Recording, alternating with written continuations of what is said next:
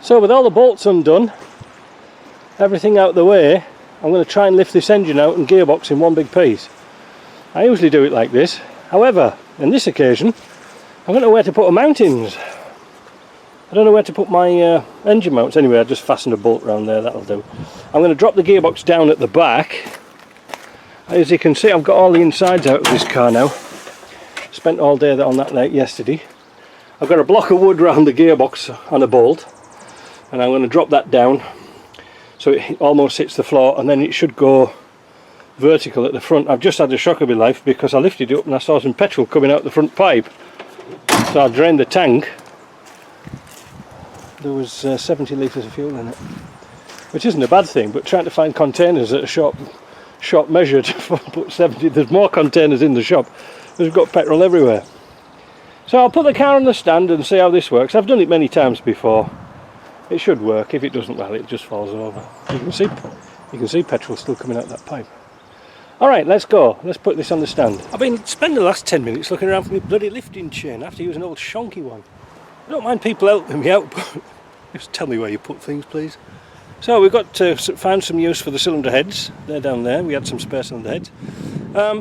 Yeah, it should go. The engine's in a sort of a controlled demolition sort of phase. It's pointing up at about 45 degrees, so it should come out. I've got to rush because it's going to rain in a minute, so let's get this forklift out.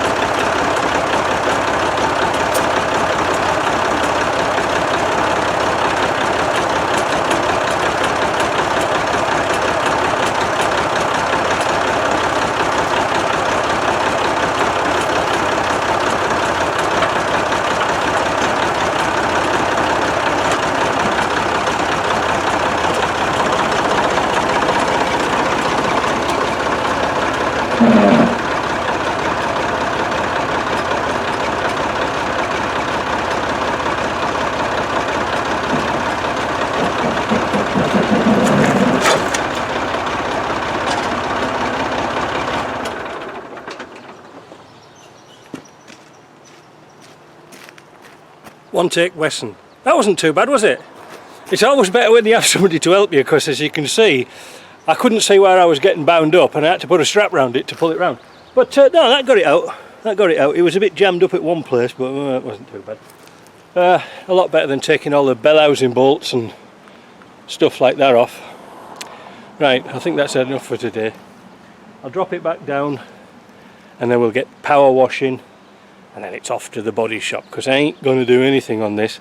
I just wanted to say that it's exceptionally rust free, and somebody in the comments mentioned that they'd rather have a rusty car than one with all the rubbers perished. I don't think so. Every single nut and bolt, every flange fitting, even the AC was still charged up. Every nut and bolt came undone, just like it was nice anodised bolts straight out the factory. Nice. I've not seen that for a long time. So we'll get it power washed. So I'll hope you like that, and we'll see you in the next video. Making this Range Rover better? Well, we have some strange ways of doing things, but we'll get there. Bye now.